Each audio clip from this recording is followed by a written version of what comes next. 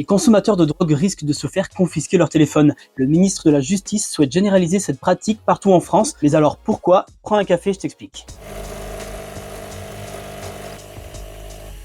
Tu as peut-être déjà entendu parler de Ubercheat ou Ubercock. Le trafic de stupes s'installe dans les téléphones portables des consommateurs. En quelques mouvements du doigt, ils peuvent commander ce dont ils ont besoin et se faire livrer à domicile. C'est presque aussi facile que de commander une pizza sur Uber Eats. En fait, les trafiquants font du business sur les messageries cryptées, Telegram, WhatsApp, Signal, et ces messageries ne sont pas obligées de communiquer aux autorités le contenu des conversations des trafiquants. Bruno Retailleau, le ministre de l'Intérieur, a essayé de faire changer les choses. Dans le cadre d'un projet de loi sur le narcotrafic, l'un des articles proposait de forcer ces messageries à donner accès à leurs données. Mais l'Assemblée nationale a mis en échec cette mesure le mois dernier. Les députés craignent que ça mette en danger les conversations de l'ensemble des utilisateurs. On en vient donc à cette annonce jeudi de Gérald Darmanin. Il va généraliser la saisie des téléphones portables des consommateurs de drogue quand ils se font attraper. Mais avant la saisie, les enquêteurs devront s'assurer que la transaction avait été réalisée avec ce téléphone. En fait, cette mesure a d'abord été évoquée par le procureur de Bayonne, Jérôme Bourrier, dans les Pyrénées-Atlantiques. Puis le ministre de la Justice a annoncé vouloir la généraliser.